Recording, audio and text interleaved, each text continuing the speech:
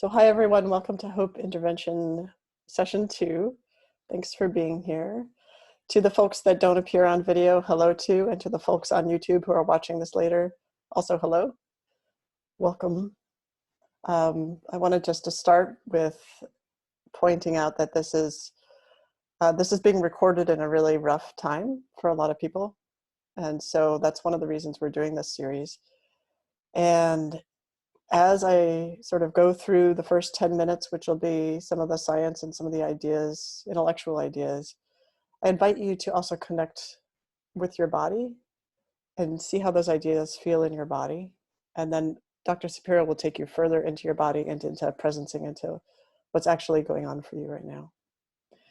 So I'd like to share my screen. Thanks for being here.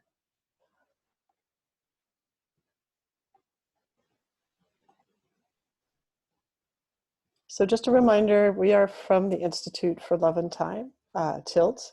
You can find out more about the Hope Intervention series and our other projects at gotilt.org. And thanks again to our generous sponsors, or I should say funders, for one of our projects about hope, the Robert Wood Johnson Foundation. So this is session 2. We're going to focus on transcending reasonable fear and dread. The word reasonable is there for a reason. And that's because I want to talk about two different kinds of tracks that you can have with fear. So we're going to assume fear is a given. Fear is a totally reasonable feeling. There's lots of things to be afraid of. It's just an emotion. It's an experience in your body. William James talks about, are you afraid of the bear because your heart beats faster and you start sweating? Or do you start sweating and your heart beats faster because you're afraid of the bear? We don't know, right? They all kind of come together. Fear is a physiological response to anticipation of the future. And there's two tracks that you can take with it. Fear is super helpful, but the question is, what are you doing with it? So one track is at the top here, is the dread track. And the other track is the hope track. So on the dread track, dread is not really a feeling, I don't think. I think of it as more of a motivational stance or a motivational state. So a state of dread is you have an aversion to the future. You're not only afraid, you are averse to going into the future. And the bottom track, you are afraid still, and you are attracted to the future. Now you might ask, why could you or how could you be attracted to the future if you're afraid? Well, because hope is a motivational stance where you, regardless of what your feeling is, you're attracted to going into the future because you're in a different state than you are in the dread state. So on the top track, when you have fear and your motivational state is dread, you end up with despair. And on the bottom track, when you have fear and your motivational state is hope, you end up with courage or an experience of victory and mastery. So they're very different tracks, and they both start with fear, which is totally reasonable. And the way they're transcended is not by, the way that fear is transcended is not by getting rid of the fear. It's by allowing the fear and being in a motivational state of hope, which is easier said than done for a lot of people because it takes practice, and the practice is what we'll talk about here. So I want to focus on a case study. The pseudonym for this patient is Hussein. This is an Israeli group. They work with a lot of Israeli soldiers. And in 2001, Hussein witnessed a terror event. I'm not going to talk about what it was. You can look at the paper at the bottom if you're interested in reading more about this. But it was a profoundly disturbing terror event. And for 10 years, on the bottom track, you see this parallel track for Hussein's experience. And on the top track, you see a track for the actual events that Hussein went through in the physical world. So in the physical world, 2001 witnesses a terror event. In the well-being world, has for 10 years PTSD, severe depression, in and out of psych wards. In the physical world, comes to see these therapists in 2011, has regular exposure therapy, which is apparently the standard. I'm not a therapist, but apparently the standard for PTSD. After that, Hussein becomes borderline PTSD, so a little bit on the edge of clinical PTSD. and moderate depression. So there's some improvement, but then they do this thing where they ask Hussein to guide his past self through the terror event. They literally say, 2011 Hussein, we want you to go talk to 2001 Hussein and talk him through climbing through the rubble and taking care of his wounds and finding someone to help. And Hussein does it like a champ, beautifully. His paper is really worth reading. This paper is the closest to my own experience of having my future self help me and the experience of others that I've talked to who have done this through trauma, where in his memory, he now has implanted that 2011 Hussein went back to 2001 and actually was solid and strong and wise and said, you know what, you're going to be okay. We're going to help you through this. Notice that you're still alive, even though you think you might be dead. And he does this through 3 sessions and then a termination session. And at the end of that, now he's got subclinical PTSD and mild depression, which is pretty impressive. So at least that's my understanding, that that's pretty impressive. Maybe someone can correct me. So I want to talk about what's going on here in more detail. And of course, because I'm a scientist, I want to use graphs. So here we have on the x-axis, we have time. Let's pretend it goes from left to right. And on the y-axis, we have sort of your life events, ups and downs of life. And I notice I forgot to start my timer, so I'll just look at the time. Good, I have 5 minutes. So I feel like everyone should be given a graph like this at birth, so they're aware that that your life will have many of these ups and downs. It will never be a straight line. And that's just the facts of the situation for life in general. So now let's look at the fear stance. You come in with fear, everyone does. If your red arrow was pointing to where you are right now in your life, you might be in a state of fear because based on the past, you're going to anticipate that things are going to get worse. And frankly, you're going to be right? Look at how it does. So you have fear, that's reasonable. But let's look at the dread case. If you carry around dread or an aversion to the future, my hypothesis and my sense from the work that I've been doing with my reading and talking to people is that your well-being will generally hover below and dip down even further your life events. So if your life events dip down into sort of the difficult area, your well-being will go even further and take longer to recover. That's kind of like PTSD or depression. The life events can change, but you're still down there because you're still afraid of moving forward. And you're alone. And that's the key. You're really not there with anyone. You're alone and you're even afraid to be there yourself, to move forward yourself. So that's the dread case. So let's go back to this. So again, we have our fear and we're still in that same place in the timeline in your life. But if you have enough perspective to see this little glowing self that's in the future there where things are better than where you are now, if you have that perspective, if you have that practice, that ability to see that, or someone's helping you see that, like in the Hussein paper, then you can do the hope experience, which is to take that future self and with love, bring it towards the now, bring it towards the present moment, so you are not alone. And what I believe happens with well-being is even though your life circumstances go down, your well-being is much less rocky and much higher. It kind of evens out your well-being as a result, both in the future, because you are always traveling with that future self, and in the past, because even at the moment you start traveling with your future self, your memories of the past become better because that loving future self isn't so keen on time. So it can kind of spread out over time. So what happened to Hussein? So in 2011, he summarized, 2011 after this intervention, he summarized his experience. He said, when somebody is in trouble and he is stuck in a place and he has no place to go, you call upon somebody stronger with the will to help, who knows exactly what he is going through, and he gives him a hand.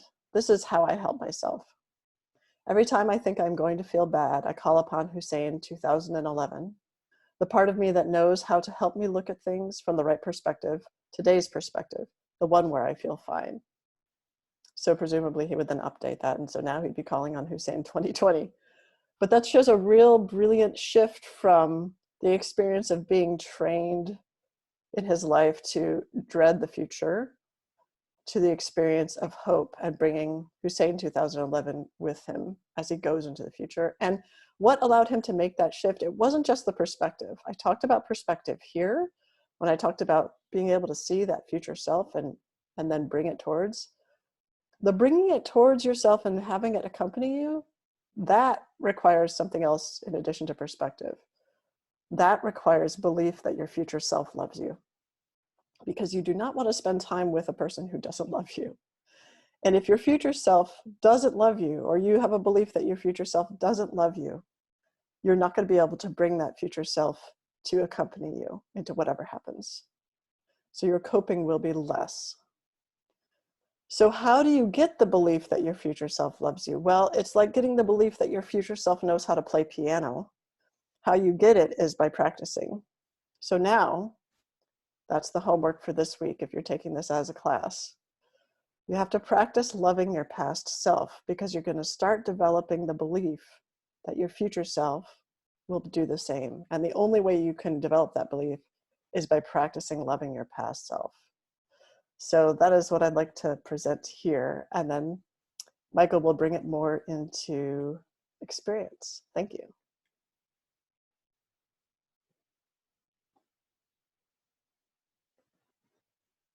And Michael, here, I'm going to bring you up. Let's see, how do I get you unmuted? Hey. Okay. Hi, good morning, everybody. Thanks, Julia. Really good segue to our practice of loving the self in the past. So thanks, everybody, for being here together. It's really important for our well-being that we gather and do these kinds of practices as a group. It gives us a sense that we're connected, interdependent, and all going through the same thing together, even though we might be feeling something different on the inside than someone else based on our own past. We are going through this together. So this is going to be a practice of first grounding, being in the body, and then going backward from the present. So I'm going to ask you to get into as comfortable position as you can, whether you're on a couch or a bed or a cushion or a chair. And if you feel comfortable enough, closing your eyes.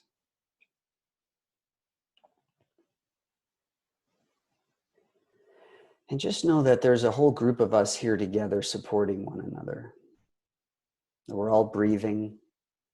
We're all feeling and sensing.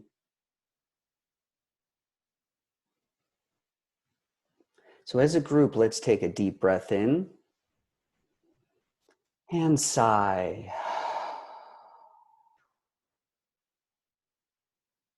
And this next sigh, sigh into the body. So take a deep breath in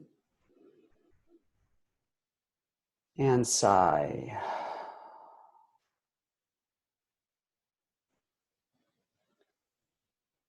So rest your mind in your body as the body rests on a chair or couch.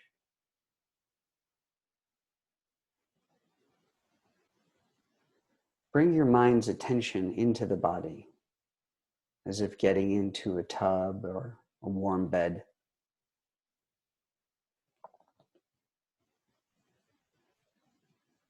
Allow the mind to rest inside the body. Feel the body from the inside out.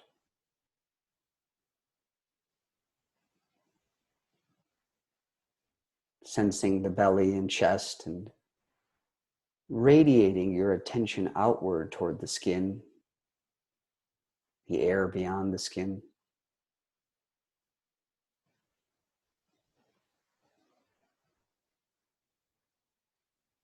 And begin to breathe slowly and deeply through the nose.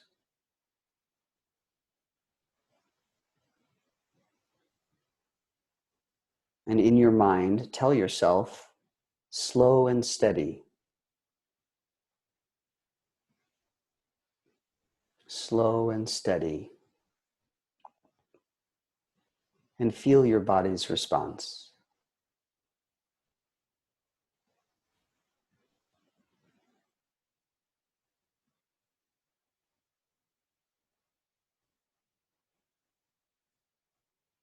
Notice all the sensations of the body as it's breathing.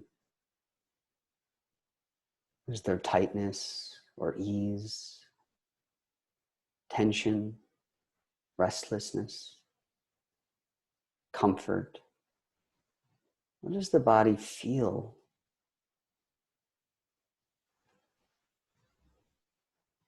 What sensations are present?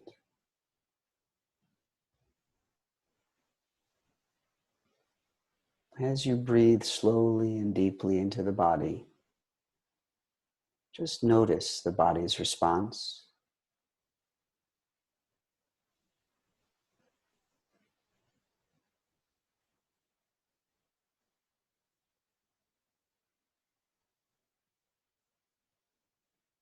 And as the mind wanders, as it tends to do, gently guide your attention back to the body breathing and rest the mind on the body as it breathes and feels and senses.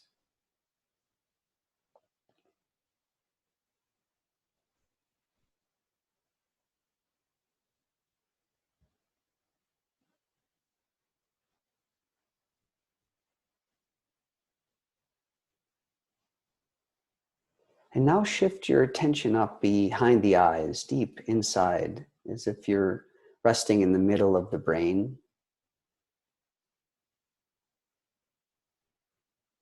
Notice this great field of imagination, this unlimited space of imagination. And in this space of imagination, I'd like you to imagine or bring forward an image of yourself struggling in the past. It could be this morning, yesterday, in the last few weeks. Imagine a time when you were struggling. Not the worst thing you've been through, but something that you were challenged to live through. Picture yourself. What were you wearing? Were you alone or surrounded with people?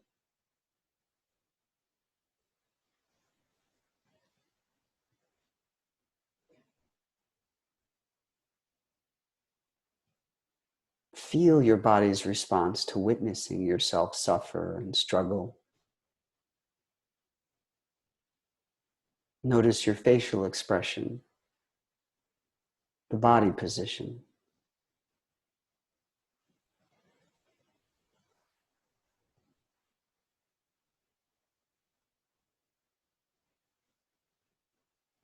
Notice your body's response now.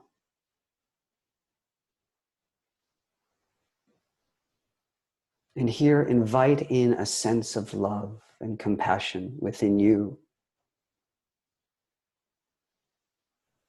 for the self that was suffering.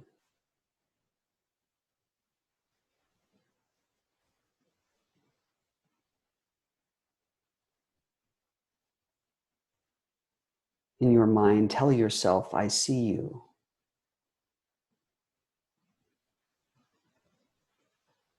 I'm here for you.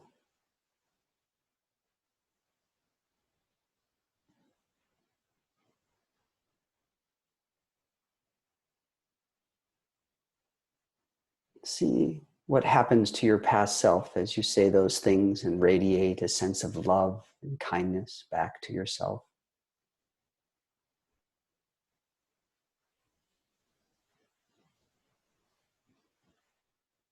Are there any messages you would like to tell yourself from this place here in the present back to yourself in the past?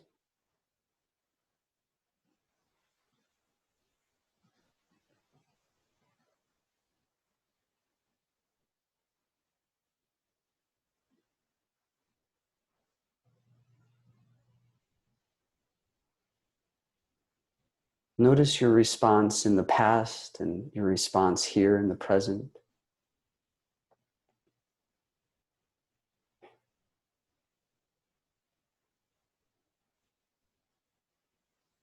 Perhaps you're looking at one another,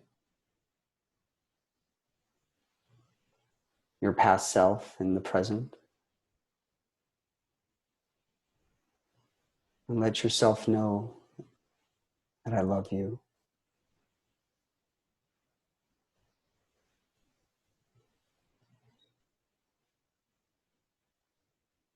And allow that image and that part of you to fade away. Come back into the moment here in the body.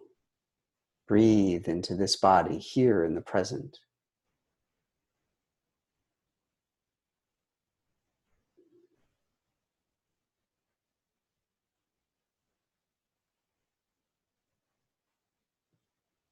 Feel the body in the present, the sensations and the breath.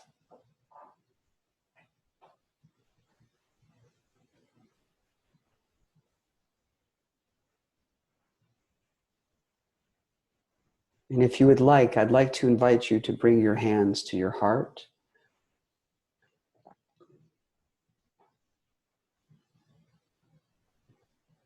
And feel the slight pressure of the hand against the heart, against the chest.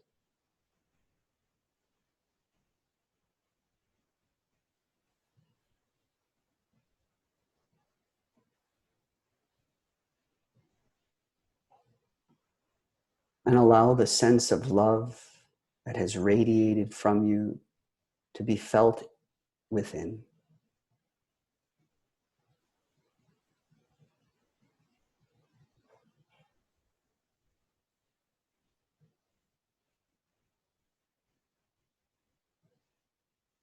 And tell yourself, here, now, I see you. I am here for you. And I love you.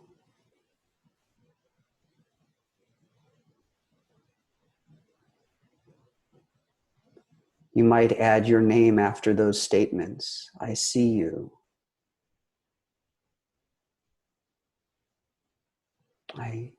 I'm here for you.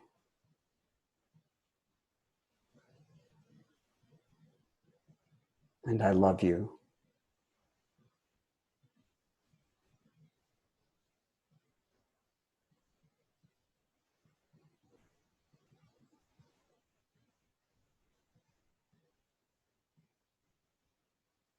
Take a deep breath into this loving body,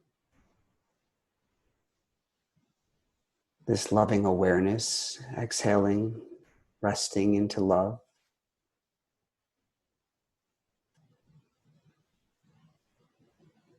You might drop your hands or keep them where they are, just for a moment.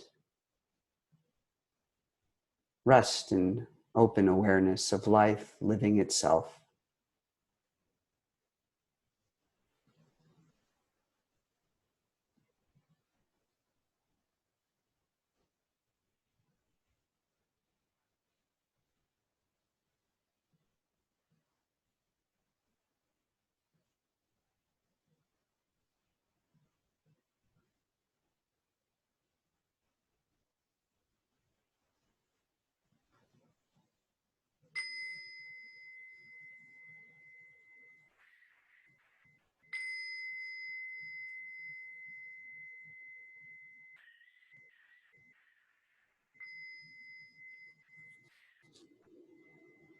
So take a deep breath. Exhale slowly. Bring a small, gentle smile to the eyes and to the lips. And without losing this embodied mindfulness, open the eyes.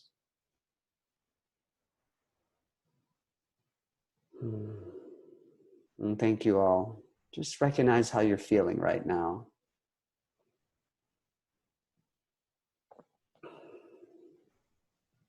Thank you, Michael. You made me cry. Mm. And I'm one of the people who gets to say that just because my audio's on. But if anyone has any responses that they want to type into the chat window, we have enough people here that it's good to not have audio for everyone right now. But we do want to announce next week, if you're joining next week, we're trying to do breakout rooms in Zoom where we can actually talk to each other for a little bit, maybe 10 or 15 minutes. So we can interact and discuss our experiences. You cried too. Yeah. Mm-hmm. Yeah, lots of people are Mm-hmm. crying, Michael. Mm.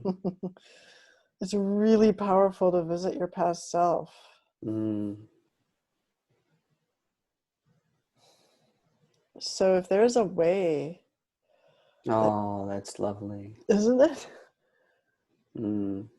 We can't say people's names, but just so you know, we both see all the names and everything Mm-hmm. that everyone's saying. If there's Mm. a way that those of us who are here, who felt touched by that exercise, could make a commitment to try to do that at least 3 times before next Friday, I do think that would be really good homework. Mm-hmm. And this will be provided for you on YouTube, so we can watch it again if you'd like this meditation. Yeah. Mm. Love is powerful and contagious. Yeah. All right. We got some people say that they're willing to do homework. So Yeah. we'll Mm-hmm. hold you to it. We'll talk about, in fact, why don't we make the breakout sessions next time talking about our experience in doing that homework? Mm-hmm. And we could start with those. What do you think, Michael? Yeah, I think that's great. If those of us can commit to the homework, and we can go into breakout groups and talk about it after maybe an intro to what we're doing. And Yeah, just like a brief summary. And yeah. then this Mm-hmm. is what we did for homework. If you didn't do this, go to a breakout room and you can just listen and share what Mm-hmm. your thoughts are. But yeah, any questions about what we did, or any questions as you imagine preparing to do this at least 3 times this week? Any negative experiences or any concerns that you might have a negative experience, or any questions?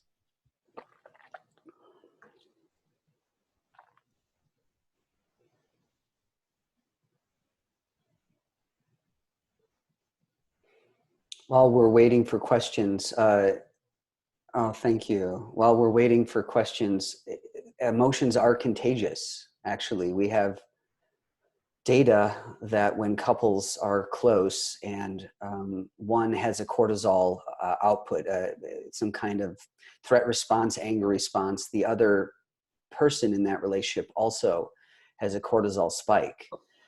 We know negative and positive emotions both can literally have an impact on the physiology of the people around us. So it becomes really important in this time of our, well, all the time, because we're always interdependent, but especially now as more fear and panic, as we want to shift toward hope, to recognize the power of interdependence and your role and responsibility for yourself, loving, and how that radiates outward. So there's a lot of people on Facebook saying, please, no more negative posts. It's very damaging to me. Well, that includes us saying no to negative posts, but us ourselves radiating hope and love the way we're doing here, because it truly does have an impact around us. So being very aware of that impact. Mm-hmm. Yeah, and I want to just follow on that. I'm a believer in if someone is in a state of that they need to share something that's Mm-hmm. negative because they're resonating with that and they're scared, Mm-hmm. I think that's okay. And you can choose Mm-hmm. what you read, and you can choose how you respond to it if you have the capacity and the resources to do that. And not everyone has the capacity and resources to do that. And so we're about trying to get you and the people you work with the capacity and resources to do Mm-hmm. that, you know? Mm-hmm. Yeah, this is not a spiritual bypass of what we're feeling that's negative. It's about how we choose what we um, share and how we share it, because that Yeah. actually, yeah. Mm-hmm. Yeah, and also, and sometimes we don't choose. I mean, Mm-hmm. and sometimes it gets chosen for us, and then, so it's more like, Mm-hmm. regardless of what the life events are, how can we? Yeah, you know what I'm saying, but I'm Mm-hmm. trying to say it Yeah. clearly for everyone. Like, regardless of Mm-hmm. the life events, Mm-hmm. connecting with our future self in a loving way and being the loving future self for our past is just basically always works, as far as I can tell. Making things better, even the circumstances suck. Couple people said, okay, where can we find the practice? You'll get an email. Everyone who attended and who previously attended will get an email with a link to the YouTube video. Not a question, but there's a value in repeating homework. Last time it felt more traumatic to do the time travel stuff. This time it felt more calming and loving. So yeah, the repeating is really valuable, and you can visit different times in Mm-hmm. your life and it could have different effects. What Mm-hmm. about using the same time in the past that was powerful, painful multiple times? Yes. Mm-hmm. All those things are great. And then finally, I'm curious about reaching out collectively as a group. Does this technique generalize to Mm. community? Yes. So there's a lot of focus on community, and community is really important. But what we've noticed, or what I've noticed, I won't speak for Michael, but what I've noticed is especially practitioners who are always reaching out and helping people, the first thing they go to is community. But instead, likely the first thing needs to be themselves. So if you first get yourself practice and you get to a place where you're loving yourself over time and you're connecting to yourself over time, and then you reach out to community, we can cover that in one of our hope interventions. Mm-hmm. But the first step has to be you. So there's an impulse among healers to go heal the world and to forget about themselves. So we're trying to Mm-hmm. correct that. I remember the first time I started doing this. Would you call it retrospective? Yes, If but we, we are supposed to end right about now. Can you super oh, quickly? yes, I can. I did this for my grandmother who had passed away, and she had survived the Holocaust, Auschwitz. I remember I was 33 and I went backwards to be with her during that time. And from that period on, 33 until how old I am now, all of my own Nazi dreams had disappeared. I had grown up with them until I was 33. And having done that work for my grandmother, I don't know the mechanism of this, but I have not had a single dream nightmare of Nazis since then. So I know for myself it has a very powerful personal effect. And I hope for my grandmother, now I can extend that to the greater community, knowing how to do this. So this is a practice. This is something we're asking you all to do daily or every other day until we can come back weekly and talk about what you're learning and how it's working for you. But please start here. This is where we start. Yes. So we have to start healing ourselves. We all can get crazy with that. So let's not. Mm-hmm. Okay. Thank you very much, everyone. See you next time.